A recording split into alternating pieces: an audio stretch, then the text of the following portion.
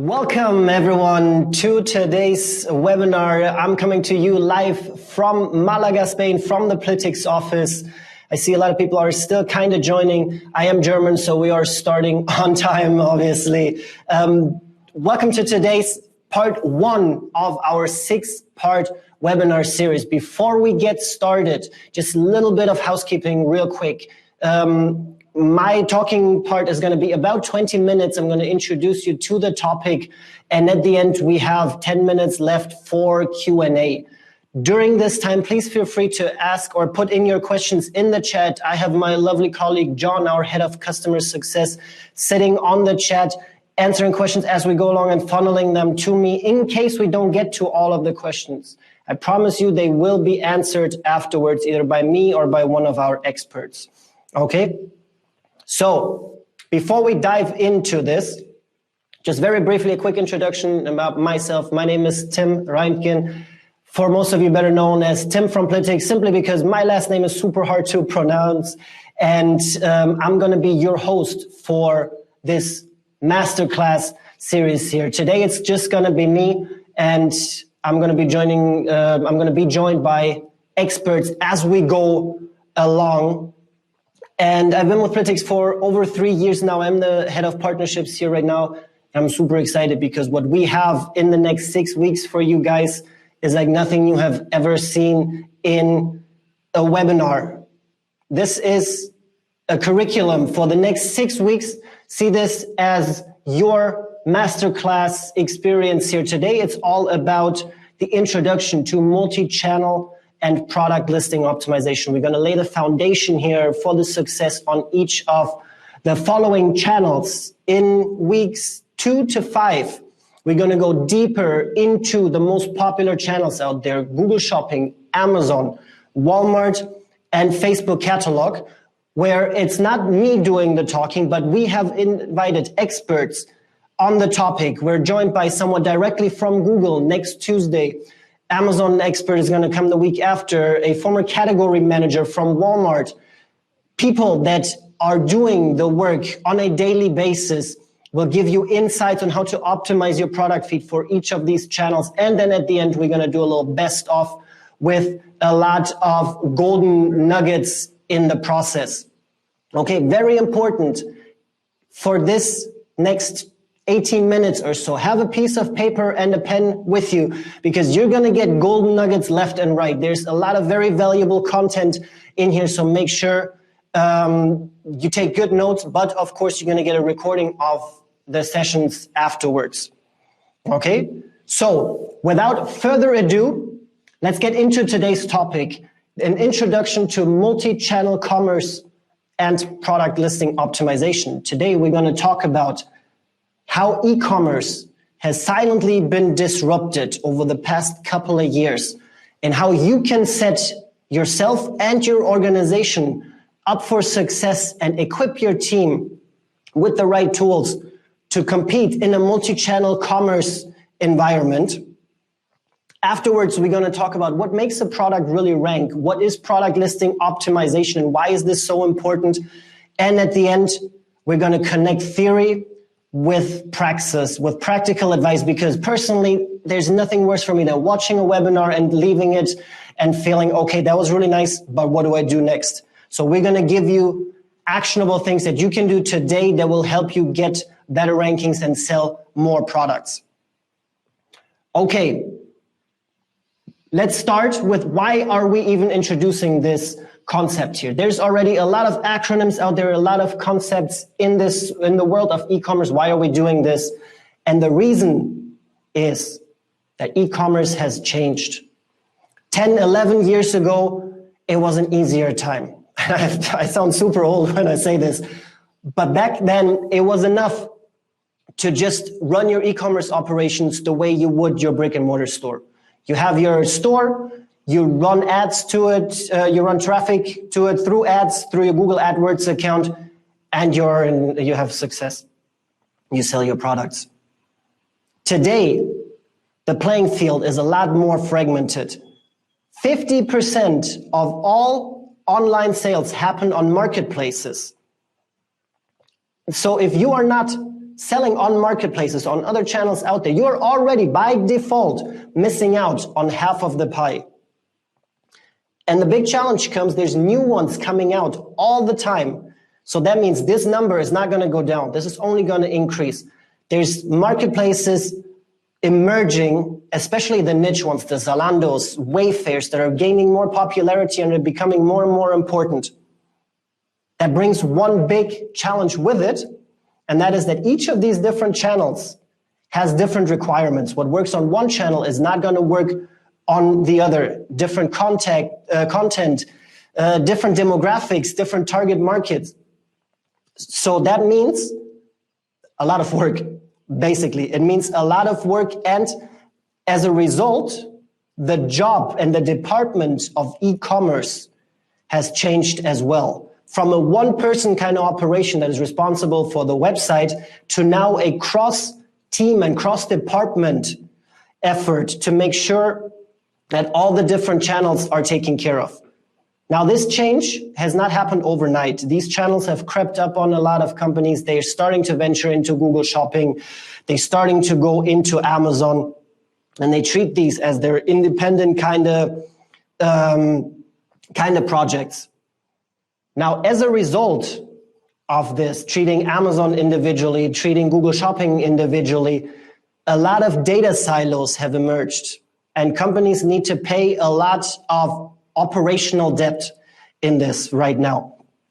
Data silos, spreadsheets on one side, sales managing the price list, for example, marketing having the copy, and basically your left hand doesn't know what the right hand is doing.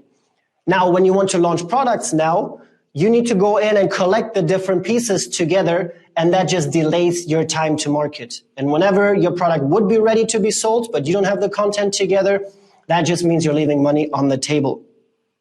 Now, as a shortcut, a lot of companies are trying to simply use generalized content. Things like using a feed directly from your web shop for Google Shopping.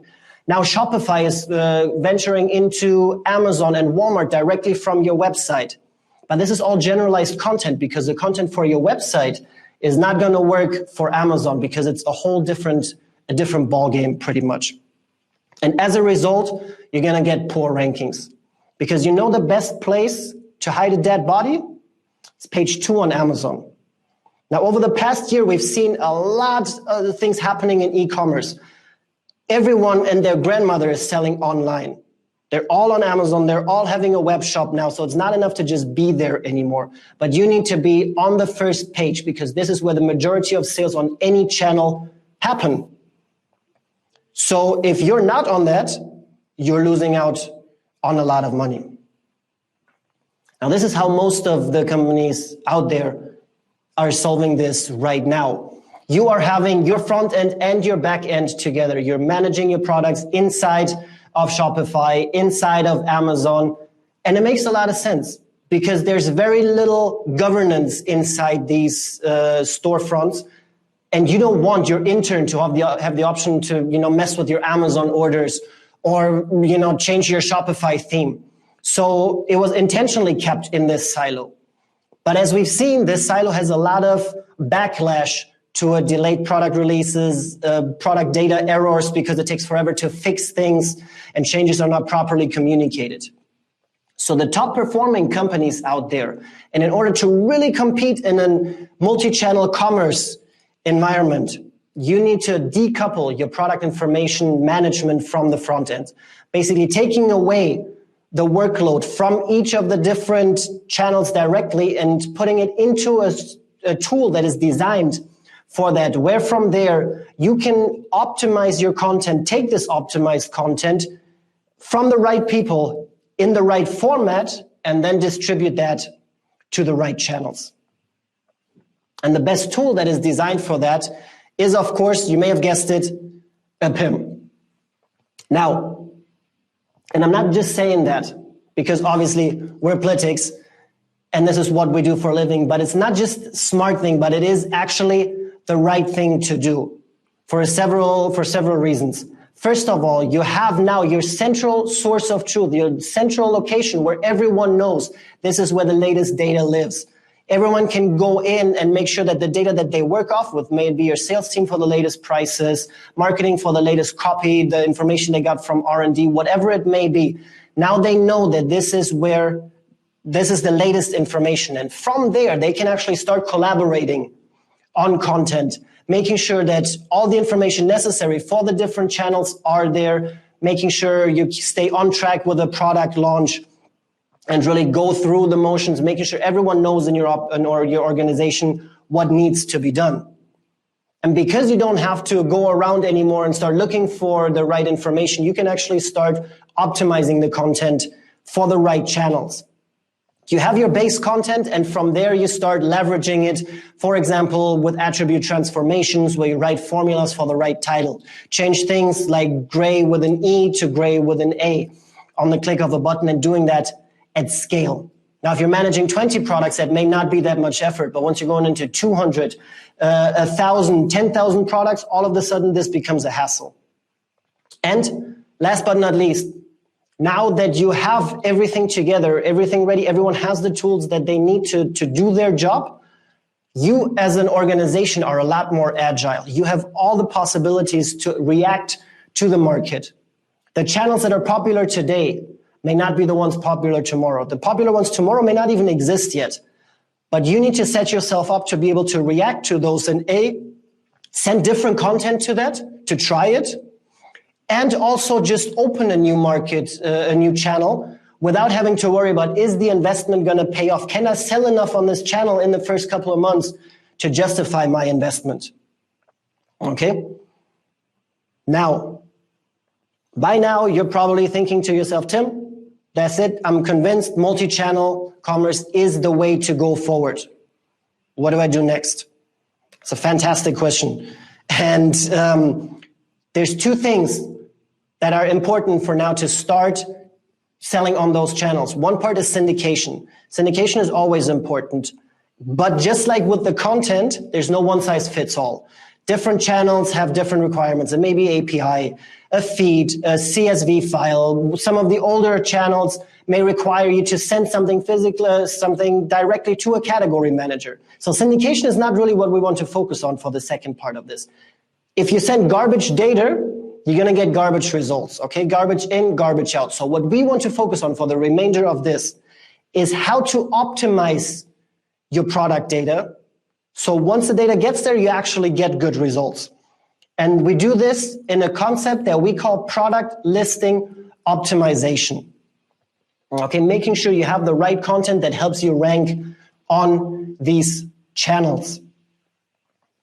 And there's two parts that you need to consider for product listing optimization. That is search and discovery. Think about your physical store. You want to go and buy a pair of hiking boots. Now you're going into the store and you have two options. You either go directly to a salesperson and they're in the store and say, hey, I'm looking for waterproof hiking boots. This is search. Or you go into the store and you start browsing around a little bit, going through the aisles and look what you can find. That's discovery. And the same thing exists on pretty much any channel out there. The search, like the name says, it's typically being found in the search bar. The discovery is your categories at the top as well as the filters on the left where people are just browsing for the products. Now, there's different marketplaces, different channels that place different emphasis on those on search or discovery. Some of them are more discovery heavy and others are more search heavy. The good news here is that the information that you need to supply here go hand in hand. So there's no such thing as just optimizing for search or optimizing for discovery. This is just two concepts that you need to keep in mind. So we're going to take a look behind the curtain now, and we're going to look at the trifecta of product data. And this is keywords, attributes, and your taxonomy. These are the three things that you need to keep in mind when you're optimizing your product data.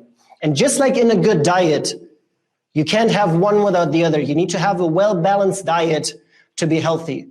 And you need to optimize all three of them in order to get the best results. Now, a fair warning on here.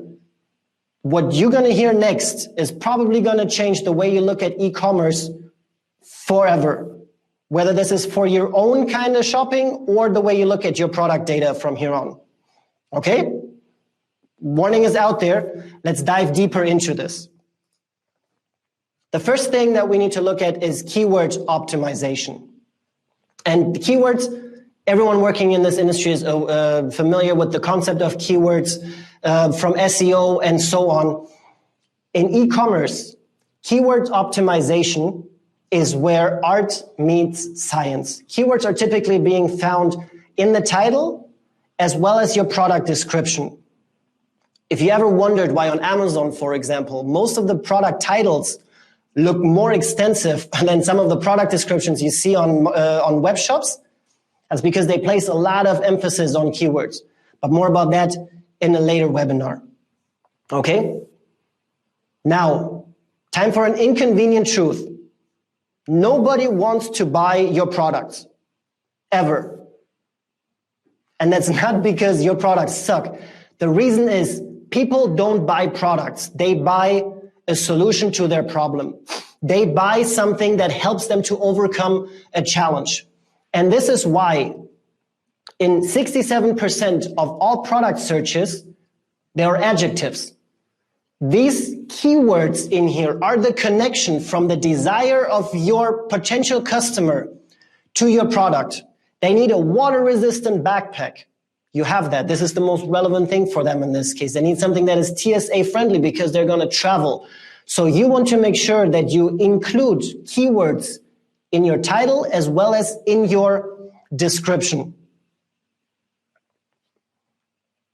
Easier said than done, to be honest, because there's a very thin line between hitting the algorithms that each of those marketplaces, internal search engines need, and what the customer wants to see in order to buy your product.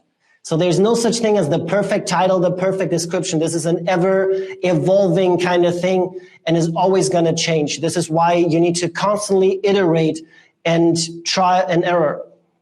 Find the perfect balance between the human eye, make him compelled to buy that product, and making your product surface in the first place. Now remember Amazon that I mentioned? There's such thing as too many keywords, because once you overstep this line, people are going to be overwhelmed and they're going to be like, there's way too many information there, I'm not going to buy this, and they're going to move on. This is why relevancy is key here. It's quality over quantity. Now this also depends on the channel. Some allow you less, some want more. There's no such thing as the perfect, the perfect formula, so to speak. The keyword that works today may not be relevant tomorrow based on the season that we're in right now, current events that are important, the weather, whatever it is, keywords are ever changing. Okay? Again, this is where art meets science. So you need to be a content writer having the algorithms in mind. How's that for a golden nugget? Okay, no such thing as the perfect keywords. Make it relevant, make it count. Now this is where the creative part comes in. The second piece to this is more of the hard-coded data. It's less creative, but it's still so freaking important. I cannot stress this enough. This is a lot more straightforward, but it's labor intensive. Let's start with the attributes. Attributes are the things, anything from color, gender, size, material. The average attribute online has the average product online has 200 attributes. For one product, you're obviously not just going to have one product, right? You have 200 products, 1,000 products, and you need to make sure that you include all the relevant information that will help your prospects, your potential customer to make a purchase decision. Remember, in e-commerce, your customers cannot feel, they cannot see the product unless it's on the picture, obviously. But this is why you need to include as many information in there as possible. A lot of times, there's a difference between required and optional attributes. Optional attributes are not an invitation to skip them. This is not school. Okay, when I went to school and the teacher said homework this weekend is optional, you can read this or not. I didn't do that, obviously. This is the real world. This is different, okay? You need to make sure that you give all the information necessary. This is where a PIM can help you for the more labor-intensive ones, bulk assigning 1,000 products with the right brand, the right material, etc. Okay? The closest thing from the attributes, and very, very closely related, are categories. Imagine going into a store, going into H&M versus going into Zara. Both clothing stores, but they have completely different layouts of their store. And it's the same with online marketplaces, online channels, wherever you sell, the category structure is going to differ from channel to channel. However, it's super important that you are very meticulous on the different subcategories. As you see here in this example, clothes, men's, shoes, football. I'm a very passionate football player, and the one thing that every player knows is that there's different shoes depending on the ground that you play on. Do you play on natural grass? Do you play on turf? Or do you play indoor? So you may get cleats, you may get those multi-thingies, or you have very flat soles. Super important for everyone that is looking for this, but only if you classify your product deep enough into the subcategories for it to be a football shoe, a cleat, you will unlock the option to even include the surface into this. This is why it is so important to give your product the right category for the different channels, because you get extra attributes that will help your products to surface and for your products to be found. Whew. Was that a lot of information? Wow. A lot of things that we have here. So let's recap real quick. What did we learn today? First of all, each channel is different. The one thing you need to take from this, what works on one channel is not going to work on the other. And you need to equip your team with the right tools so they can send the right content to the right channel. And the best way is by decoupling your front end from the product information management and create this central source of truth, leverage a PIM to create this content. And then from there, start paying attention to optimizing your content for keywords, attributes, and taxonomy. It's so important. Let's say it all together. Optimize for keywords, attributes, and taxonomy. I don't know if you're following right now, but I imagine about 150 people out there. Keywords, attributes, taxonomy. Super important. Okay? What's next? Where do we go from here? Obviously, in the next couple of sessions, we're going to go into the different channels and say what actual content ranks there. But what you can do today is doing a little analysis of the content you have today. Go into your products and start looking at the title. Did you write a title because it sounds nice? Or did you write that title because it includes keywords that you have deliberately chosen? You can do the same with your product description. Is it just things that you wrote because it's super nice and it gives a nice feeling, or is it relevant to the target audience that you have in mind? Is it solving their issues? I'm telling you, you're never going to look at product descriptions the same way again. I can't help myself but look into the different descriptions and say, okay, this keyword is popping up, etc. Okay, and of course, look if you have all the attributes, do a little status quo. How complete is your product information? If you have Plytix, create some additional completeness attributes and see if you have all the data necessary for the different channels. From here on going forward, in the next 5 weeks now, going forward, every Tuesday, we're going to look at one of the channels now, starting with Google Shopping next week, then Amazon, Walmart, Facebook in the next 2 weeks, and then we conclude everything on April 20th. Again, next week, we have Dennis Sitnikov joining us, retail solution specialist from Google, directly sitting in Ireland, and he's going to talk to us about how to optimize your product feed for Google Shopping specifically. I think you heard me talking way too much about this. Let's go into some questions. Let's see what we have here. I see the chat has been popping here. Do we have anything good here? A lot of things. Zach, Tim. Okay. John has two questions here. Let's start with one. The first one I actually received in private while John is sending me the other ones here. What about reviews? Great question. Amazon is placing a lot of emphasis on this, and other channels are as well. Google with your stars, the 5-star rating, etc. But again, every channel works different. The best way to get good reviews is by aligning expectations in the first place. Okay? Making sure that your customer knows what they are buying in this particular moment, okay? By having the right pictures in there, etc. So when they receive the product, no surprises. We'll reduce your returns and we'll make sure that your customer is happy and they're more likely to leave a positive review. Okay, let's see what else we have here. What other questions here? If you have a question, please put it in the chat. Right now, there's a lot of stuff going on here. I hear AI tools, API questions. John, I don't have Slack on. Okay. Will you send the invitation to the common webinars? Yes, we're going to put up, we're going to follow up with a link to those.